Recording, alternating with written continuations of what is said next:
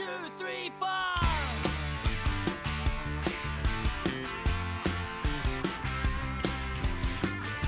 Hello and welcome to Chit Chat with Jed & Co, the show where everyone has their say. Can we ask you please subscribe free to our YouTube channel, comment and give us a like. Today's show comes from Studio 23 and is sponsored by St Mirren legend Tony Fitzpatrick's Legacy Comps Prize Bonanza. You can win some fantastic prizes which include a guaranteed £1,000 7 days a week for only 99 pence a ticket. One of the main objectives for Tony at Legacy Comps is to help youth sports clubs, charities and general good causes. Please give them a visit at legacycomps.com.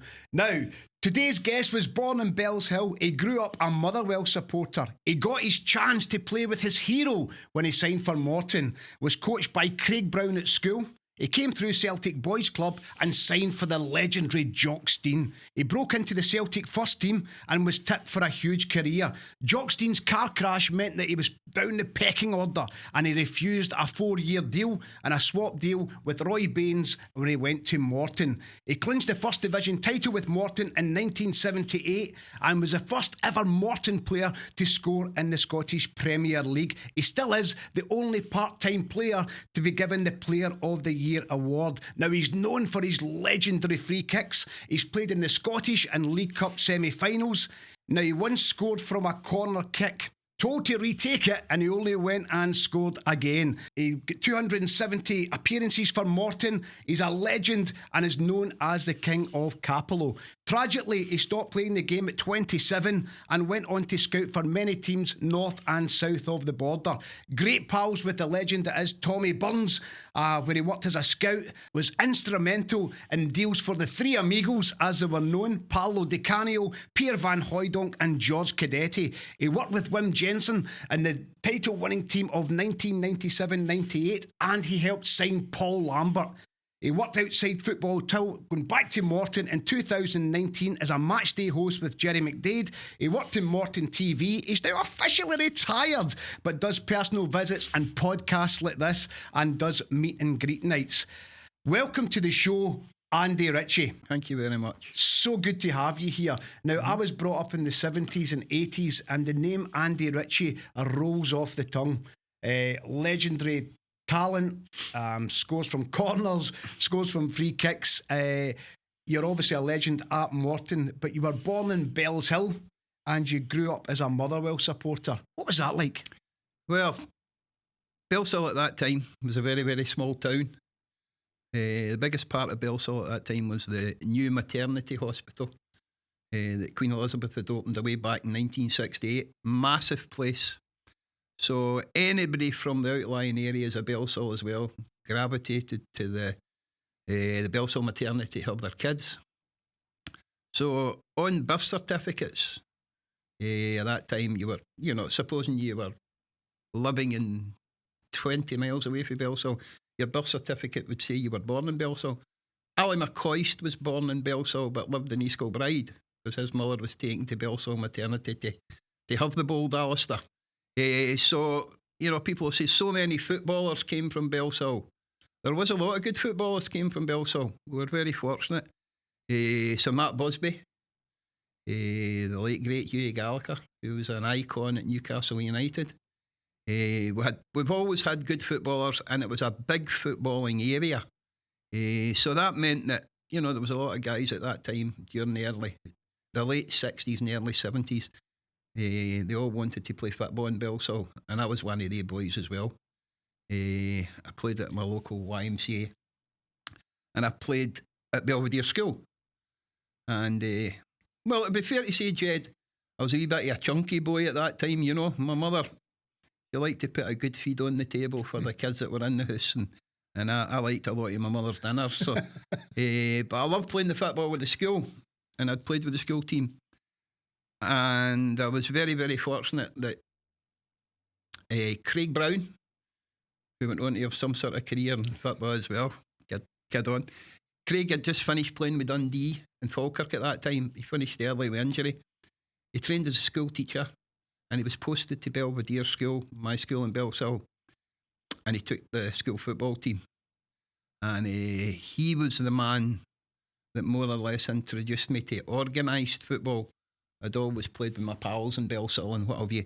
But he gave me the opportunity through a bit of organisation. And as it was to prove over the years, Craig liked the organisational side and the tactical side of it. But it wouldn't be the first time after school where he would get on the blackboard and sort out to 11-year-old boys how he wanted to play, you know. And at 11, that just went right out of the top of my head. But he really got me interested in football. He took a genuine like to me as well. And he was a guy that gave me the opportunity to play with the school team. I managed to get in the Bellshill team. I managed to get in the Lanarkshire team. All down to Craig Brown and his tuition.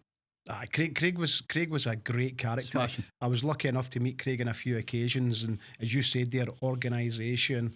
You know, he's one of Scotland's most successful managers. He's a beautiful man, Jed. He was indeed. As I say, any time I met him, he was such a gentleman, and his record speaks for itself. Yep. It definitely does. Yep. Now, you grew up a Motherwell supporter. Was that just a natural thing because you came from that area?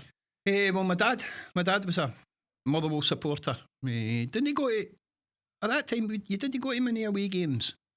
But, you know, the sole context was we were Motherwell supporters every second Saturday. And my dad had been going for Motherwell won the cup in the 50s. He was always a Motherwell supporter. And at that time, he would work on the Saturday morning, come home, get yourself organised, washed and shaved, collar and tie, and they would head off to Motherwell. We'd get the bus across from Bellshill to Motherwell, see the game, see the great Motherwell side. I'd be about 13, so that'd be 1969, Jed.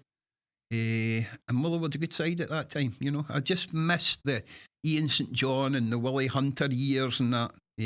But I'd be about 13 when I started to go regular with them. We saw Motherwell playing the Texaco Cup against the mighty Tottenham Hotspur, and went to London with my dad. They played Stoke City, went to Stoke. That was massive. People just didn't do that at that time. And then we'd go to every home game over at Fir Park, get the bus over, and me and my dad would walk from Fir Park, Motherwell, all the way back to Bellshill after the game. And the conversation was about the football that we'd seen that That's Saturday. an education, Andy, as Massive. well. It's an education, Massive. not just about playing. Now, you're a hero to many, a supporter of that era. But you had your own hero, I believe. Yes, especially at that time, through the late 60s, early 70s. My hero was John Goldthorpe. He played centre forward up front with Dixie Deans at that time, who went on to play for Celtic. But John was my hero. And when I eventually moved to Morton, I'll not say it was one of the main reasons that I moved. Well, I certainly didn't move for the money to Morton, so it was a big aspect to it, the fact that John Goldthorpe was playing the latter years of his career at Morton down there. And it was a big thing. I'd known him through a mutual friend in Bellshill as well, so I'd met him the older I got, you know. At that time, you'd be introduced to Andy Ritchie of Celtic, meet John Goldthorpe at Motherwell, you know. So we'd met a few times socially like that, but I didn't really know Goldie that well. But moving to Morton just gave me the opportunity to blossom a friendship that's lasted a long time. Goldie was the first player I met. I signed on the Wednesday morning at Celtic Park for Morton, and Morton were playing Clydebank the Wednesday night, November 1976. And I made my way down from Bellshill to Greenock. And it wasn't the fancy way they come through Renfrew now with the motorway and that. It was through all these weird and wonderful places like Kilbarkin and Kilmacombe. It was a 3-day bloody pony trek. And made it down for that Wednesday night. And Goldie was the first player I met in that big long tunnel that they have at Cappielow leading you up to the dressing rooms. And Big Goldie had said to me, "Andy, how you doing?" I says, "I'm all right. What are you doing down here?" He says, "Goldie, I signed this morning, I'm playing tonight." "You what?" I says, "I signed this." "You on loan?" I says, "No, I signed a 2-year deal." "What did you want to do that for?" He said to me. And I thought, well, God, that's not a very good introduction to a football club. Hero. You must be off your head, he said, you know. Anyway, that would be in November. I played with Goldie for the rest of that season and the following season after that, and then John retired. There you go. But it was great. It was great. It was a great experience, and Goldie was a good player. Goldie was a cultured player who thought about the game, very quiet. His job away from football was he was a safety officer at the Ravenscraig Steelworks. And just a nice fella. And we travelled 2 nights a week, Tuesday and Thursday and Saturday, to all the games, and become real pals, and still to this day. That's and again, it's, you're talking about your dad when you walk through Fir Park. It's not just the education on the park, Andy. It's obviously getting that off the park as well. Now, you came through Celtic Boys Club and you were signed by the legendary, late, great Jock Stein. Tell us about that, Andy. Well, I had been playing round about the Bellshill area with the YMCA team, and the YMCA team had some good players. We had St Guy Senior, the guy who went to Man United, Jim Fleming, Jim Chico Hamilton played in the team, went to Sunderland. Harry Watson went to Crystal Palace. So there was always an accumulated amount of footballing scouts would come out to Bellshill. The scouts at that time were usually old men in black caps and big long coats standing around the side of the park.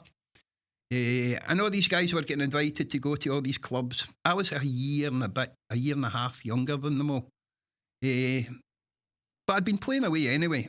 But at that time, English clubs would come up and take out a junior pitch and invite people from amateur clubs who had good footballers to come and play a trial match. You could do that, you know.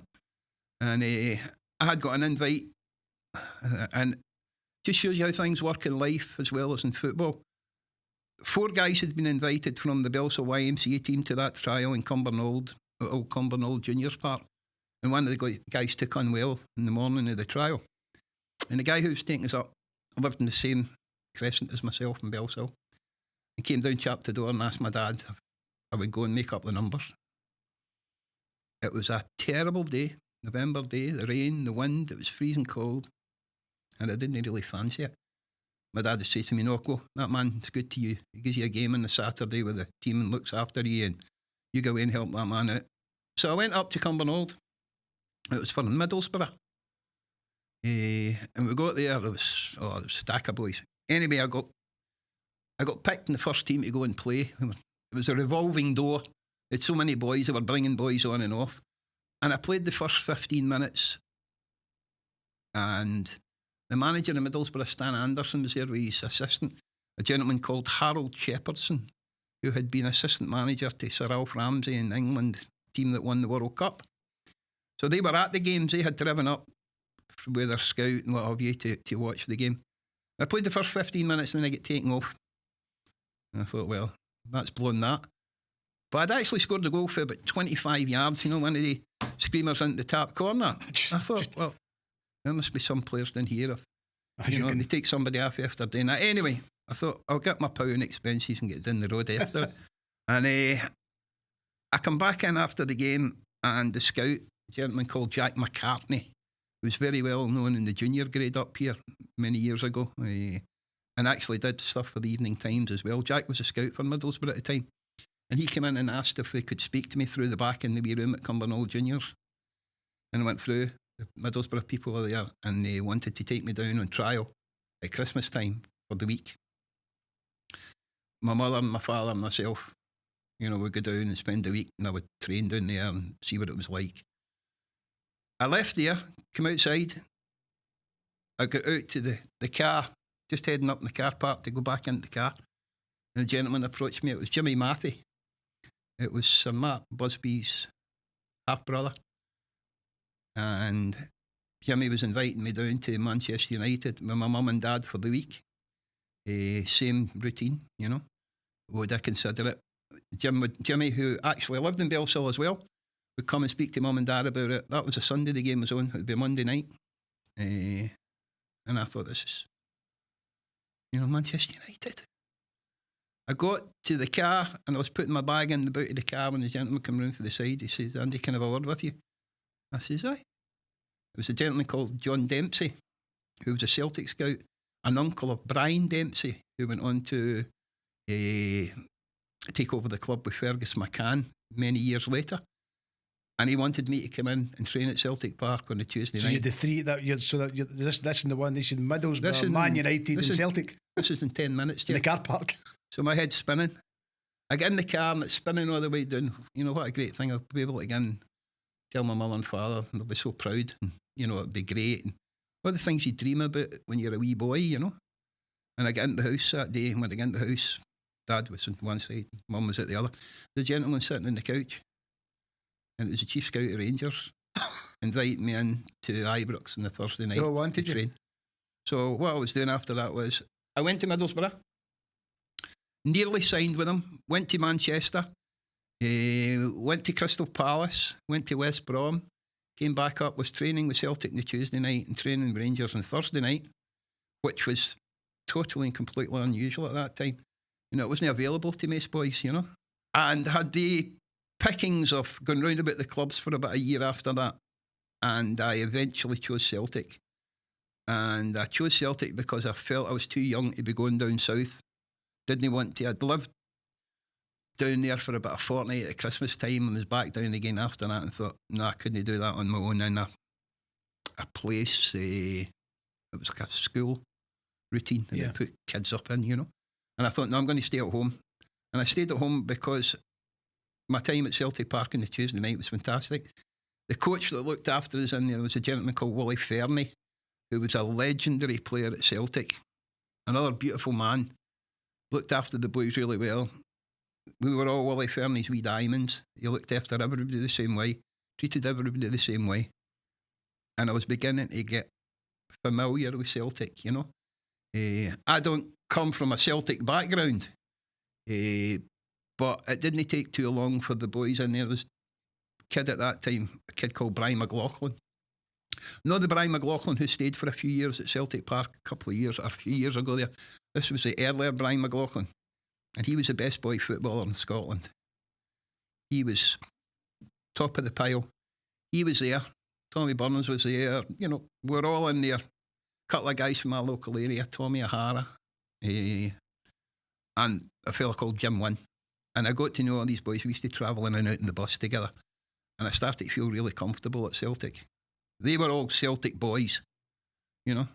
And I chose to sign for Celtic under those auspices of, you know, making friendships and enjoying it.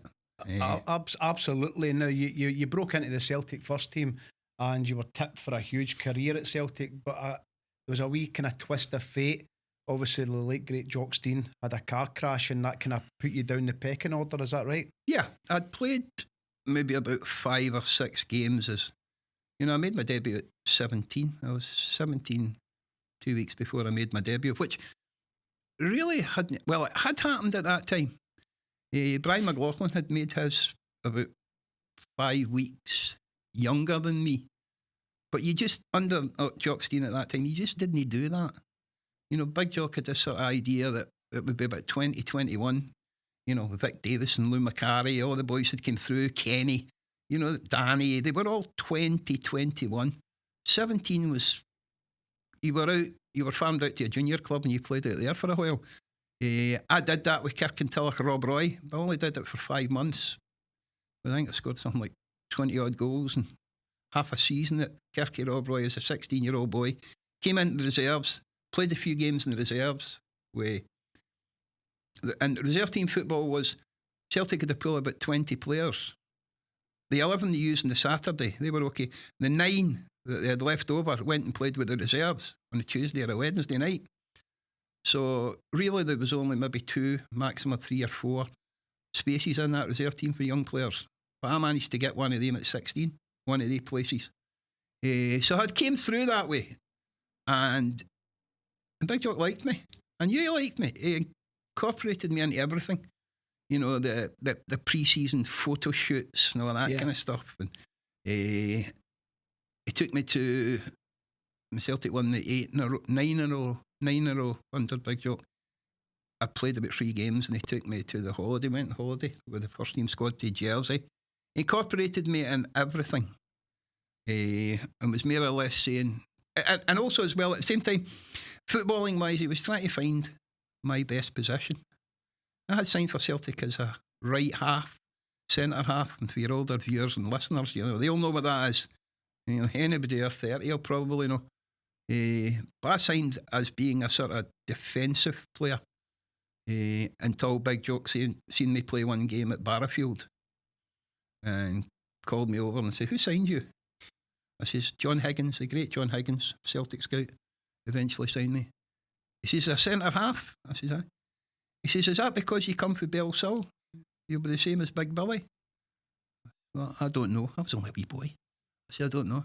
He says, "You can't run, you can't header the ball, you can't tackle, and you're a bit of a bloody coward." He says, "So how am I going to be able to give you a game?"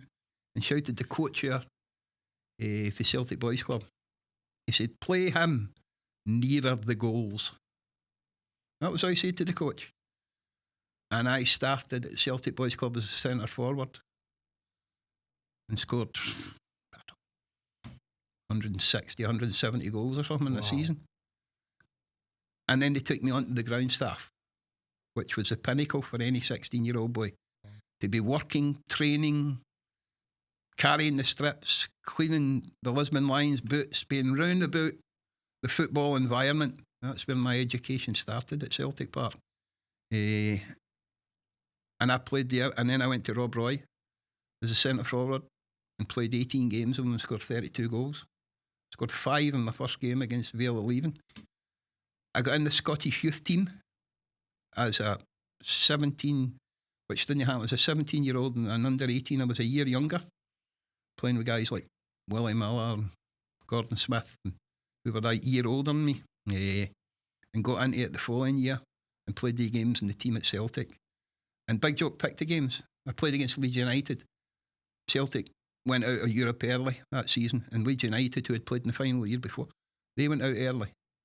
And we arranged the game at Celtic Park, and he played me in that game, and I scored. The Leeds had Bremner, Giles, Hunter, Madeley, Gary Sprake, Eddie Gray, Joe Jordan. They were all there, and he gave me the game. And he told me I would be in the squad all the time, first team squad for the start of the following season. And in the July of that year, Big Jock come home on holiday, flew into Manchester, and drove the car back up to Manchester and had that near fatal car crash. And he was out the game for 18 months. And it would be fair to say the people that took over at Celtic Park during the time when Big Jock was away didn't particularly fancy me. So they signed players, signed a boy called Athol Henderson for St Johnstone for 35,000, centre forward. He overtook me in the pecking order. And then we signed Joe Craig from Partick Thistle, and Joe came in, and we signed another continental striker, which meant that my games were limited. And during that time, the Big Jock was away. I think I only played about half a dozen, like 8 reserve games. And I see here when I was doing my research, even though, sadly Jock had his car crash, you went down the pecking order, you took a huge gamble. You refused a 4-year deal in 1976, and that was in a swap, and then you went a swap deal with Roy Baines. He came from Morton to Celtic, and that's when you went to Morton. That was a strange old time. Geordie Miller had offered £60,000 for me at Falkirk, and Big Jock had knocked it back at the summertime that year. Wally McLean had offered £75,000 at Motherwell for me at that time. And, Motherwell, my club and everything else. And I thought, well, that might just be where I'll maybe need to pick up my career again. So that had happened, and Big Jock had knocked back. In fact, Big Jock didn't knock back the deal. Big Jock said to Willie McLean he would do a swap deal.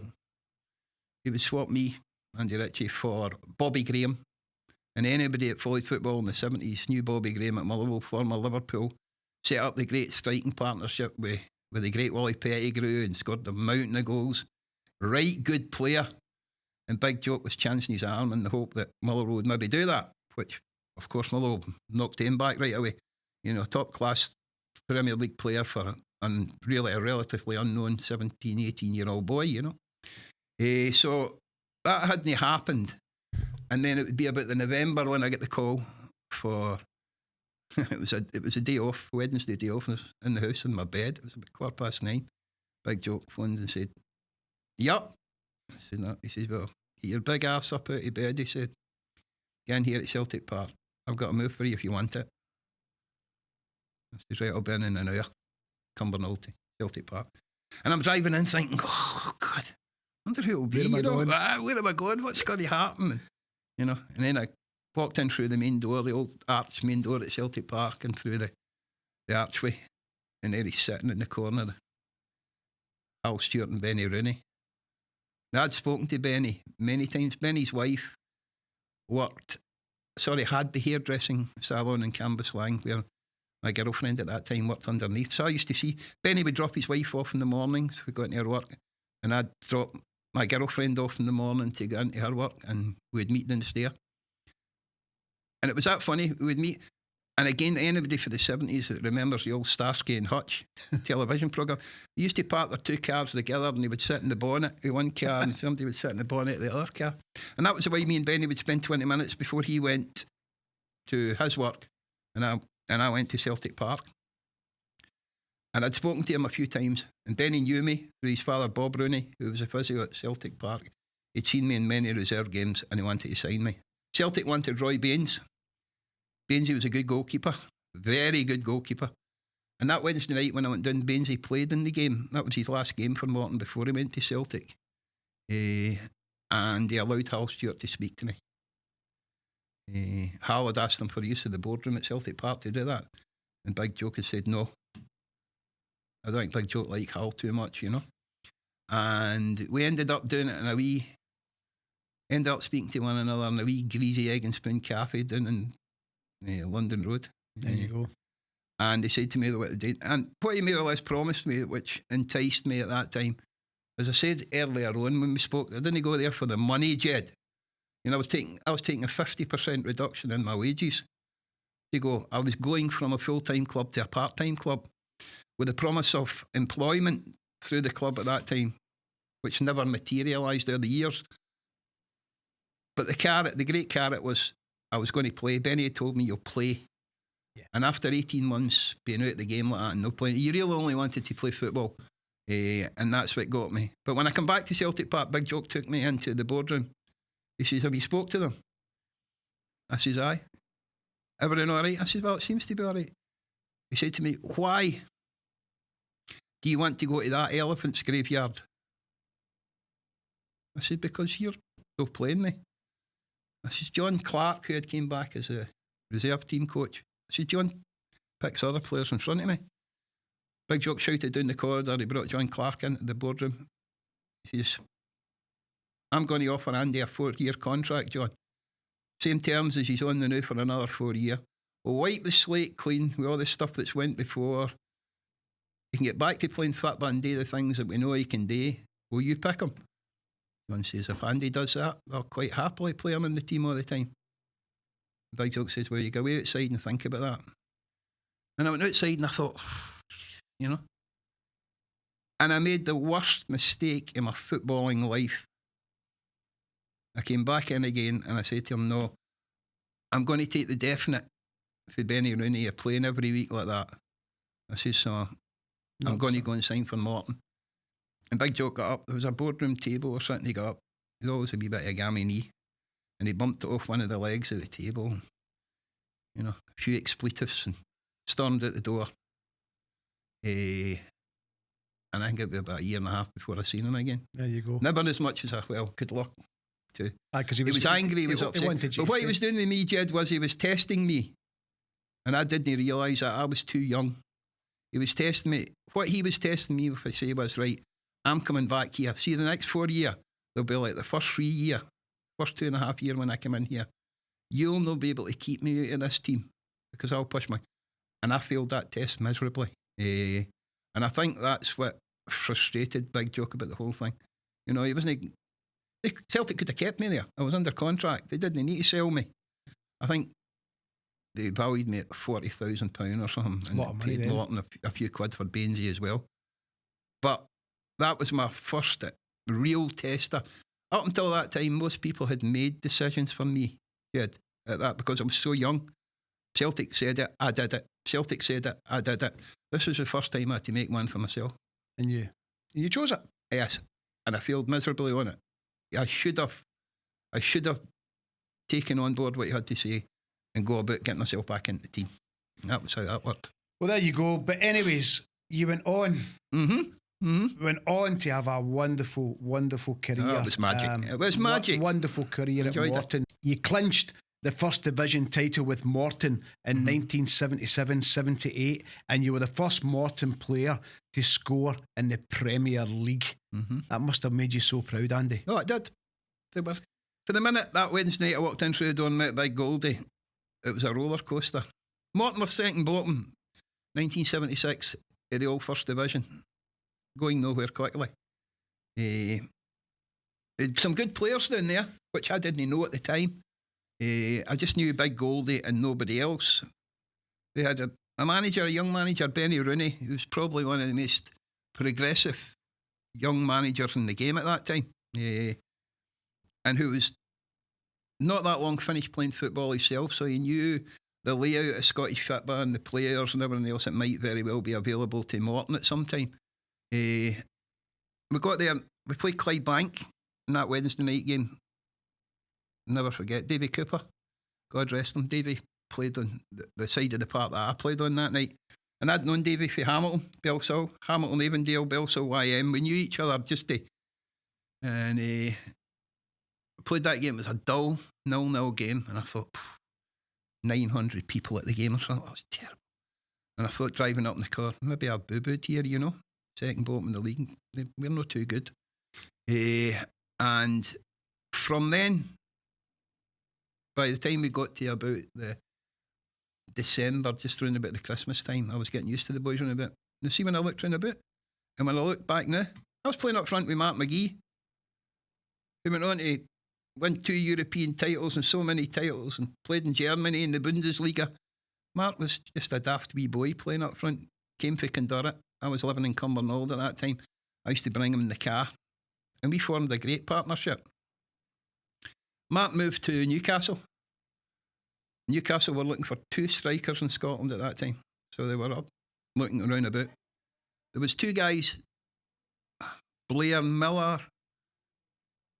who was the other one?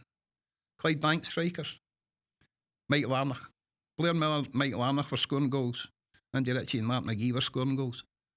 Newcastle came up. Instead of signing 2 and 2, Newcastle took Mike Larnock from Clydebank and Mark McGee and left Blair Miller and myself. Instead of taking a partnership, they just took the one striker. And Mike Larnock was a similar player to Mark McGee, where Blair Miller was a similar player to myself, you know. The big guy, wee guy routine. And Mark went down there and had a great career. And I looked around about, you know, guys like George Anderson. I'd forgotten about George Anderson, the player down there. He'd played for Scotland in 1972. Tommy Docherty had included him as a 17-year-old boy in the Scotland squad to play Brazil. George had a serious shoulder injury and been out for many, many years. I looked around about the guys like Davy Hayes, who had been playing down there for a long, long time. And he had a stack of kids been around him. Neil Orr, who went on to play for West Ham United, who signed him from Morton for nearly £500,000. Joe McLaughlin, who went on to captain Chelsea and play for Chelsea and a few other big clubs down south. A young kid called John McNeil, who was a smashing football player. He actually played for a wee while up front with Bernie Slavin, who went on to play for Middlesbrough, play at the World Cup and play for the Republic of Ireland. And we had a lot of good pros in the team. Jimmy Miller, who we'd signed from Motherwell. And see, by the time we'd spent about 6-8 weeks together, Jed. Absolutely. And we went on a run that finished as third top of that in that division. A run of about 18 games undefeated. And started the following season in the Championship with the Kilmarnock, Hearts, Dundee, St Johnstone. They came down for the Premier League and they were all in it.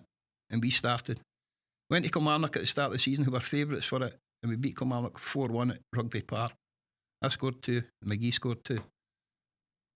And I'll never forget driving back up in the bus, Radio Clyde's on, the great Jimmy Sanderson. And they're talking about things from the first division. You're at the game. Yeah, were you there? They were talking about it, and they said, Jimmy Sanderson said, my tip for promotion this year out of that is Morton. And I remember we all looked at one another on the bus thinking, God's sake, you know. 6 months before that, we were looking at relegation for the second division. So it happened so quickly. It happened so quickly for Morton, but it also happened so quickly for me as well.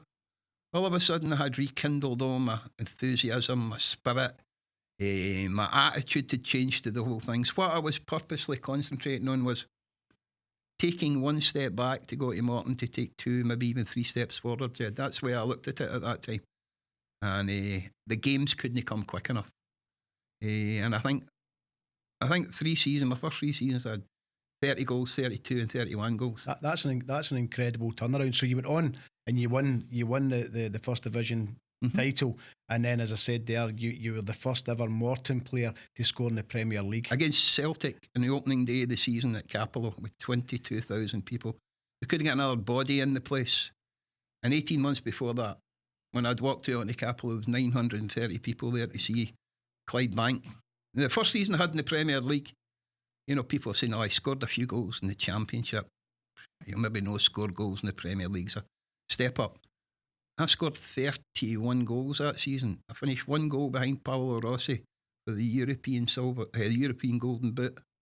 1 goal for the legendary Paolo Rossi at Juventus. And I thought I'd got in the Scotland. I'd played under 21 as the overage players with Scotland. I really should have been capped. Listen, but I was a part-time player. Ali McLeod had wanted to take me to Argentina in 78. Not as a starting player, obviously, you know, because you're looking at Jordan and Dalglish and Rioch and Masson and all the greats. But somebody who could maybe be a type of an impact player at that time to bring on in Argentina. And Ali had said to me, I'm proposing it to the SFA board, which he did do. He phoned me a couple of nights back to say no, they wouldn't be taking a part-time player because it wouldn't look good on the country if one of their top strikers was coming, didn't even play full-time football. He says, Andy, if you can get a move to a full-time club, I will cap you at that time. There you go. And that kicked me on again to have another couple of seasons after that where goals were coming and things were happening. And in that intervening time, I was still part-time. That's what I'm saying. I was when I was doing my research here, and you were the first and only part-time player to be voted Player of the Year. That's right. Strange, isn't it? Wow. They 2 seasons like that in the Premier League were the instigator of all that. I was scoring goals. I was on every newspaper. I was doing all that kind of stuff. Everywhere. I was putting everything out there. I think one year somebody still kidded me on about it a couple of years ago. I opened the Billy Smarks Circus at Christmas time in the Kelvin Hall, playing football with an elephant, you know. And the BBC covered it. So you were doing all that kind of stuff, you know, and it was good. It was good for me. It was good for Morton as well. Good publicity for the club, and the supporters took on board that. And I was really getting to the stage that after a couple of seasons, I really needed to move. Ray Stewart had gone from Dundee United to West Ham for £500,000, right fullback, good player, smashing player, Scottish internationalist. But Hal was making crazy statements like, how can I sell Scotland's top goal scorer the last 2 or 3 seasons for less than £1 million, you know? And that was just crazy. It was never ever going to happen, you know. It didn't. It hadn't happened down south, so how was it going to happen up here, you know? After Andy Gray went for $1 million. Your return, your stats and goals are just incredible, Andy, as you said there. And obviously the publicity you were giving Morton, as I said at the start of the interview, myself as a young boy, the name Andy Ritchie rolled off the tongue. And what I always remember, Andy, and I was looking at some of the footage on YouTube. God bless YouTube, by the way. Yes, God honestly, bless it. What an invention that is. What an invention. And you were the scorer of 1 or 2 brilliant free kicks, one in particular against Aberdeen in a cup tie. Tell us about that. Aberdeen.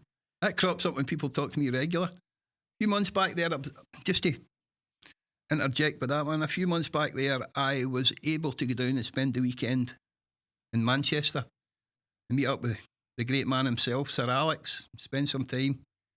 Invited to the game against Everton, some friends and myself. We were allowed into the inner sanctum of Manchester United and Alec Ferguson. And what a great spot. We were going back over the old days, Sir Alex, and I went into his room that day and were wandering about, and all the great and good of Manchester United were in this room. They'd all come to pay homage to the great man, you know. He was sitting in his nice big leather chair like your own there, Jed, and he's got his very expensive glass of red wine there and he's holding court, you know, and there's Dennis Taylor, ex-world snooker player, and Norman Whiteside on the far side, Northern Ireland International, Brian Robson in the other corner. I actually met the surgeon who did the operation in Sir Alec on his head a few months previously to that. It was there with his daughter. Louis Saha, the striker from Manchester United, they were all there. And Alec was taking me around the room, introducing me as being the guy who gave him the biggest pain in the arse when he was manager up in Scotland. So that was nice. That was enjoyable, you know. Scored a wonderful free kick. Now, talking about scoring wonderful free kicks, I believe you scored from a corner against St Mirren, right? Mm-hmm. Told to retake it and scored again. Now, that story was told by my very good friend, and you know him, a good friend of yours as well, mm-hmm. Tony Fitzpatrick. Mm-hmm. Tell us about that. I took the Love Street it was. I took a corner. It was a windy day and I hammered it to the front post, and Ian Munro was at the front post, and somebody got in the road and Ian ducked and the ball went in the net, and the referee said that I'd taken it too early and told me I need to do it again. So put the ball down and I thought, well, if he's telling me to do it again, I'll do the very same as I did the first time. So I hammered it again and Ian came off the front post and it went in between him and the post in the same bit. So it was the same free kick taken twice, but I only got one goal for it. But there you go. But it just shows you that Tony actually played in that game. I think he was marking in front of Ian Munro and ducked. I think that's what it was. I don't know, but Tony asked me to ask you that. Going back to Morton again, you made 276 appearances, 136 goals. You're a legend at Morton, the king of Cappielow, quite rightly known. Mm-hmm. But tragically, you were out of the game at 27. Mm-hmm. But you went on to be scout for many clubs north and south of the border. She went into a scouting career. And then you were kind of brought back with your great friend, the late great Tommy Burns, to be a scout at Celtic. Mm-hmm. And you were instrumental in deals for, as Fergus McCann would call them, the three Amigos, Paolo Di Canio, Pierre van Hooydonk and Jorge Cadete. Tell us about that. I'd actually went back to Celtic Park as being a coach, a youth team coach with Thomas. He had phoned me up when he got the job and asked if I'd go back, you know. What an opportunity, and going back with somebody that I knew, and the opportunity to work at Celtic again was, I say you couldn't turn it down. You didn't. You just said, right, what time do you want me there at, you know? Unfortunately, I'd taken a serious back complaint not long after doing that, and I'd been in hospital and had quite some recovery time to do. And Thomas had said to me, what are you doing? I said, well, you know, I can't go out in the training park. I can't move about the same way as I did before. He said, right. He says, I want you to come in now with me. He says, we're going to recruit players. I'm looking. The new Celtic Park was being built. You know, I remember us going away up to the back end of the new stand, across from the knee, and looking over the whole of Glasgow. And these seats in it, still the concrete. Thomas and myself had walked away up the back and we're sitting looking about. He says, look, you can see Hampden. And there's my road up towards Newton Mearns where he stayed. And look at this place, you know. And I said, he says, Andy, we need players. Going to be 50,000 people here. We need to find players now. We need to find players to make this team better. Tommy Burns didn't want to just win football games for Celtic. He wanted to win them with style. He wanted to win them with passion, panache. That was the way he looked at it. And he wanted players, I'll never forget in his words, that will get people's bums off seats, you know. He says, there'll be 50,000, we need to get them on their feet. Come in, I want you to come and help on the scouting side now. And I did that. I think the first one we brought in was Pierre. We got Pierre from Breda. I had actually seen a videotape sent through. Videotape sounds ancient as well. Agents used to send through these great big black tape things and you put them into a tape recorder and put it on at that time. That was how you would get all your information for the continent. This was before the internet and all that stuff, you know. And this tape had come in. I had requested it from a scout in Holland, one of the biggest scouts in Holland, Ton Van Dalen, about a American player who played right wing for Nac Breda, a guy called Ernie Stewart. We were looking for somebody to play in the right wing. He was quick, he was pacey, get down the side, he put the ball in. And this tape came in from Ton with Ernie Stewart, clips. And I'm sitting watching it, and then a wee bit, then they said, I'll put another name in as well with some clips. I couldn't see it at that time, Pierre van Hooydonk, you know. So I was watching it, and Thomas walked by the door. I'd watched the whole tape. I was in my second watching it. He was going by the door. He was going to get a cup of tea. So get me a cup of tea. He always brought Jaffa cakes in. I said, no, come in anyway. I want you to see this. And then put this on. I said, what is it? I said, watch this big guy. Pierre van Hooydonk, he's called. Or I said Pierre van Hooydonk or something like that. I didn't know his pronunciation of his name. I said, Thomas, he's running out of ways of scoring goals. Right foot, left foot, header, free kick, penalty kick, slow ball, batter him in. I said, he must be about 6'4". Imagine him walking down the tunnel, looking across at you, you know.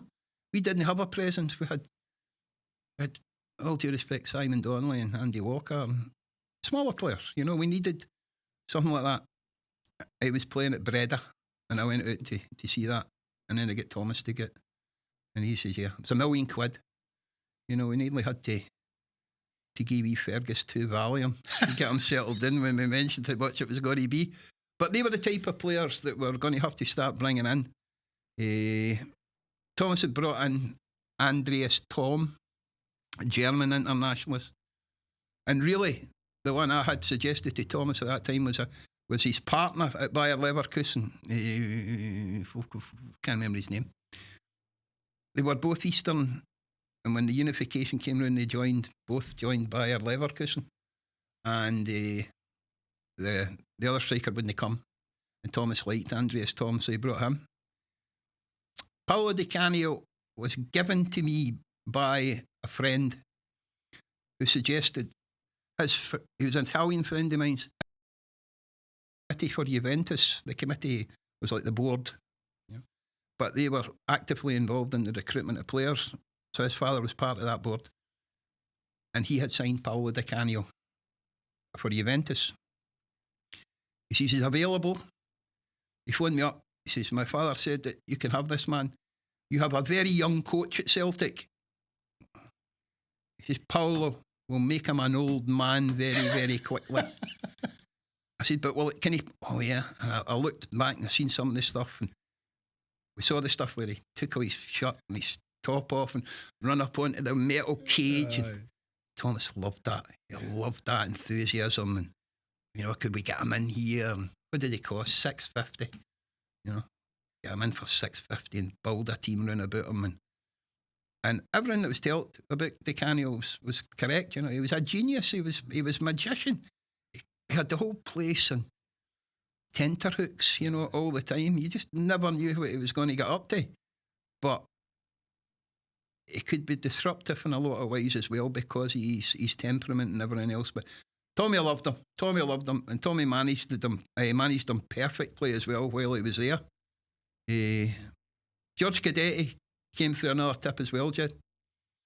Celtic played Barcelona in a friendly. They had went out early in Europe, believe it or not, Barcelona, and Celtic had done it as well. Played a friendly. And I went into the game. And as I normally did, go in, and after it I would go down to Thomas's office, didn't matter. Go down and have some coffee and something to eat till it traffic clear before I went home. So after the Barcelona game, I went downstairs. Rosemary, Thomas's wife's there, gets me a cup of coffee. He'll not be long, she says, he'll be like. I say, I just want to quickly see him before I go. Anyway, 2 minutes later, the door opens. The Barcelona entourage come in. 5 of them. Bobby Robson's the manager at Barcelona. Your man, Jose Mourinho, was behind him. He was his scout interpreter and whatever. They were there. I'm the only one in the room. So Bobby Robson says, hello, how you doing? And he came in and he shook my hand. I says, hello, Andy Ritchie. I'm the chief scout here at Celtic. I'm just going to see the manager before I go. Oh, right. And he graciously starts having a conversation with me. You do a lot of travelling, all the things that you do in football, you know. What is it you're looking for? We're always looking for centre forwards. Barcelona look for them. I says, I'm looking for a couple of midfield players, Bobby. I says, I'll take the big boy Prozanetsky off you in the middle of the park if you could sell him. And the young boy that played out there, Ivan de la Peña, he was 18 but he didn't have a hair in his head. Two of them were magnificent that night against Celtic. And he laughed and he said, no chance of they two ever moving on. I said, I'm always looking for a striker, somebody to go and play up top and play right on top of the last defender, who's pacey, who's brave, who can score goals. And we don't have a lot of money. We've got money, but we've not got a lot of money. Blah, blah, blah. Door opens, Billy Stark, Tommy Burns came in. They all turn round a bit and move on to have their conversations as you should. I'm sitting with my coffee and I'm waiting to... They're staying in the McDonald Hotel in Giffnock. So they're leaving at that time. Say cheerios and cuddle one another, Tommy Burns and Bobby Robson. And just as he's leaving, Bobby Robson comes out and he puts something into my hand. And I look, it's a bit of paper. He says, just have a look at that when I go. No way. And let me know what you think. So I get it. They went away at the door and Thomas says, what was that? You know, he spotted it. He didn't miss much. Well, I opened it, and when I opened a bit of paper, there was a name on it. And the name was George Cadete, Sporting Lisbon. Wow. Bobby Robson had George Cadete when he was manager at Sporting Lisbon. And the money that I was talking about would be the money that would be available to sign George Cadete. Tommy says to me, I remember him. He says, I was out in Portugal the night Ali McCoist broke his leg. They beat Scotland 5-1. Cadete scored twice. Right. And something. He says, you go and check that out. Go and check that out, see what the background is, make the portfolio up for it. Let me know. Go and see if you can see him playing and doing all that. And that's where that came from. That slip of paper that Bobby Robson gave me. It just shows you, any fan, Celtic fan, whatever fan, that it was known, they're famously known as the Three Amigos. That's right. And a lot of your viewers wouldn't know these stories. Mm-hmm. Absolutely incredible. Mm-hmm. And then, wow. And then obviously you went on to work under Wim Jansen, won the league in 97-98, and you were behind the signing of Paul Lambert, I believe. Yes, yeah. Wim, well, when Thomas had left, when I say left, when Thomas was sacked at Celtic, I was a wee bit concerned because, you know, they were talking different managers coming in and what have you, and whether my position would still be there. Normally, and as happens now, managers bring in their own backroom staff and everything else. Anyway, cut a long story short, that didn't happen. Wim came in and I was kept on. And I worked with him that season. He brought the great man in right at the very start. He brought Larsson in right away. That was his signing. He knew Henrik from his time at Feyenoord and everything else like that. But we needed other players as well. And we were in. I used to travel with him. He lived in Bothwell. I stayed in Youth Park, Uddingston at that time. I used to travel with him in and out the car. Henrik? With him. Oh, with him, sorry. And I got to know him really well, you know. And he said to me, he had watched some videos, Celtic games, especially Rangers games. That's what he did at home. He'd go home and get his cookies and his coffee and sit in front of the telly and watch his videos. He says, I've spotted that Celtic play with a midfield forward, but they don't have a sitting midfield player. Collins and McStay at that time were they types. He says, Rangers, corner kick, ball's played in, goalkeeper catches, throws it out, Alberts picks it up, runs right down through the middle of us, gives it to Laudrup, goal. He says, it was on 4 different videos that I watched. He says, we need a holding, sitting midfield player. Now, prior to that, I'd worked with Paul Lambert at St Mirren with Jimmy Bone, and Jimmy sold Paul to Motherwell, and then he went to Borussia Dortmund. I had known all about Paul Lambert. He went to Borussia Dortmund, good player, smashing player at Motherwell, and learned the game with the real people. You know, that Borussia Dortmund team was international players to the core. Andreas Samar, Karl-Heinz Riegler, and the greats. Paul went there and fitted in perfectly. He learned the game from Otmar Hitzfeld, how to play as a holding midfield player. I had spoken to Paul. Tommy Burns asked me about this was before Wim Jansen, and I said, I can get you Lambert. He wants to come home. One of his children wasn't very well at that time. Monica was quite homesick and what have you. And we actually met each other in the Glen Hotel, not a million miles from where we were sitting, Jed. Yes. That afternoon, we had coffee and everything else, and I said to him, I want to bring you back to Celtic. Would you like to come to Celtic? And he said to me, yeah, I would like to come back. This would be during the winter break in the Bundesliga. I said, right, I'll try and get things moving as quickly as possible. Tommy Burns was the manager. Anyway, it didn't work out. I couldn't get it going. And eventually Thomas come back, said to me in the sauna one Friday morning, I'm getting sacked in an hour's time. He says, so all the stuff that you've got, just keep a hold of it for whoever comes in next. And, you know, so I had all that in the background. I spoke to Wim Jansen when he came in, right at the start. And Paul Lambert would phone me 3 times a week for the back of the bus. Borussia Dortmund travelling back for the Bayern Munich game. How's it getting on? How's it? Is it coming on? You making? I need to get sorted out of here. Anyway, it took a wee while, and then eventually we were getting there, and Wim wanted me to do it. Go and do it now. Go and see the money people upstairs. He had gone to see Scotland play somebody at Pittodrie. Paul was magnificent, international game. And he come back down and he said to me about it. And I didn't contact him. He contacted me again. Oh. Any news? I said, yeah, I'm going to sort it out. I'm going to go on the phone right now. What was the guy's name? CEO, Michael, Dortmund man. I phoned him up.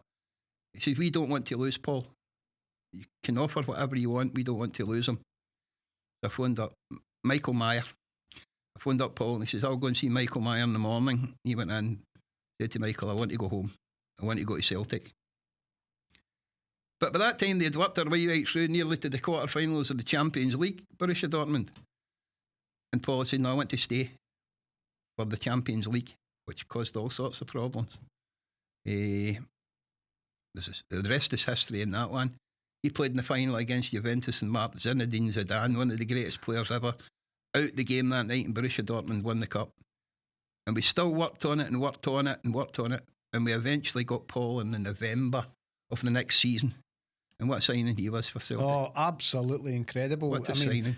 Those stories are just, they're just unbelievable. That's the background to it. People think one or two good players you were behind Celtic. So again, you worked outside football before going back to Cappielow as a matchday host with Jerry McDade. You worked on kind of comms with Jerry and also Morton TV, and you're unofficially retired now, but you do interviews like this today, which the viewers are going to absolutely love. You do meet and greets, and you do some nights as well, Andy. So are you enjoying that? I do. When I looked at that at the start, most things in life now, Jed, come either after COVID or before COVID. That's the way it's looked at. And during that COVID time, about 6 months before that, I had helped out a couple of situations at Morton Club Together.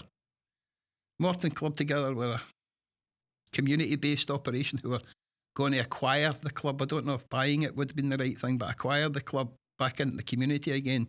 The Ray family, Douglas Ray, the past chairman, had wanted to sell out the club and move on, passed away and left it to his son, who didn't really take a great deal of notice to it at that time. And Morton Club Together, I did a couple of things for them. And speaking to the boys from Morton Club Together, I liked the cut of their jib. They were the type of people who, don't know what your own club is or what everybody else's club is in here. But they really had the best interests in Morton Football Club at heart. And I'd worked at enough football clubs to know that, people who own football clubs don't work that way. The business, they couldn't care less about the people or about the situations or about the loyalty towards things. But these people did, Most of the people I'd worked for previously with big clubs, if you wanted loyalty, buy yourself a dog. That was the way it worked. So I got involved with Morton Club together. Morton Hospitality, I was contacted by Jerry McDade after we did an evening with in the Beacon Theatre. 550 people had turned up that night. Would you believe? To hear Jerry talk to me about my football career at Morton. And after that, I got a phone call from him saying, listen, how would you like to come back down and match host? We really need to get the numbers up in hospitality. It's not doing too well. You being here, big fella, will sort all that out. And I said, Jerry, I don't want to know it. I says, I don't want to get involved in that type of thing. I'm not particularly interested. No, it's not for me. If it was something to do football-wise, I would help you that way. Football-wise, I says, but I'm not really too sure whether I want to get down like that and do that. But Jerry being Jerry McDade convinced me to do it. We worked at COVID came in and we knocked together Morton TV for them, which was voted the best TV in the championship through COVID. Jerry did the commentaries. He had worked for Celtic TV before Jerry, so he did the commentaries and I did the summarising and match analysis and different things. We put on many other things. We put on a Player of the Year on, in COVID that people bought into. Jerry being the internet. I know nothing about the internet. He put all these things together and we just fronted up all this and turned it round about at that time, kept the club going because there were no sugar daddy. There was nobody there putting money in through this COVID time. And, the government's money that were supplying to football clubs at that time, like Morton, was very, very slow in the uptake. So it would be suffice to say that things that Jerry and myself were doing were paying the lecky bill. That was the way it worked. And I got involved in it. The club made me club ambassador. And I'd promised them, I said, I'll do it for 6 months with you. I'll let you. Morton, I owe Morton that. I'll come down for 6 months with you and get you started, get you up and running. I said, but I've got other things that I want to do as well now. I was retiring. And I stayed nearly 5 years. I did stay 5 years. And after a conversation, I said, right, time he's moved on. Do your own things now. New people, they need new supporters. They need new generated things, I'm a dinosaur for the past now. As far as that goes, they need all that to happen now, and all the young people down there are going to have to put their shoulder at the wheel now and do that. I was at the game last night, 2-0 victory last night. It was great. Enjoyed it. It was great to see old friends and the new friends that I made as well in the 5 years. So it's a type of thing that, I was lucky enough to the supporters, when I finished up after 5 years, we had a beautiful dinner down there. 400 people turned up. We got Gordon Strachan down to speak, and we had a real good footballing night on it. And it was because one of the supporters said, Andy, see when you left to go to Motherwell, Jock Wallace signed me at Motherwell from Morton.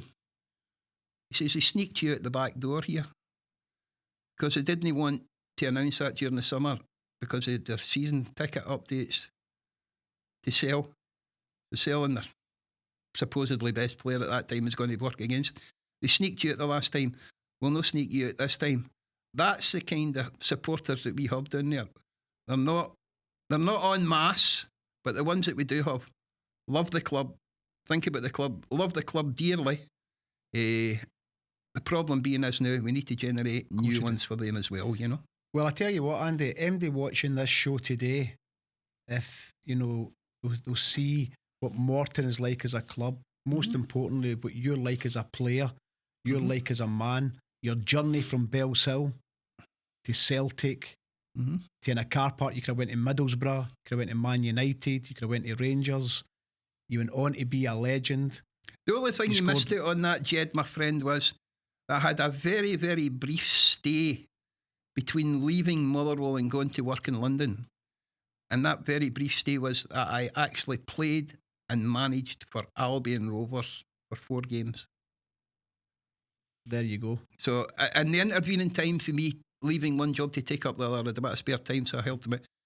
And I signed Bernie Slavin for Albion Rovers. Played for Middlesbrough.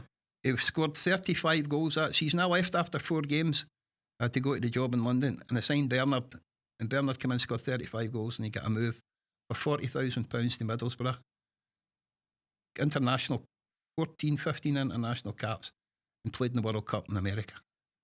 You know, and I sometimes look at that and think, well, you know, start off at Celtic here in Scotland and end up at Albion Rovers in such a very short space of time. So it was interesting, my friend. That's where I'm coming from. What a journey in between. And some of the players you were behind signing is just absolutely incredible. Finally, what advice would you give to any young player watching this today? Any young player? See, to be honest with you now, see, when I've looked about the clubs I've worked at, been round about, and I see the game now, I think young players are overstacked with advice and information. You know, I don't think we really develop players who are going to be able to think and play the game the way it should be played. When I was a young player, I could not, and Jock Stein was right, as I spoke about earlier on, I would never have been a defender. Ever have been a defender. Just get up there and keep them near the goals. And when I did that, I found that was where I could express myself, where I could blossom. I could score goals, I could create goals, I could do all that in the attacking sense of the word. If I was giving advice to young players now, I would say you need to really look at yourself. What are your strengths? What are your strengths? Work at your strengths. And what are the things you're not too happy about? Weaknesses or what have you. Work at them as well. But concentrate on your strengths.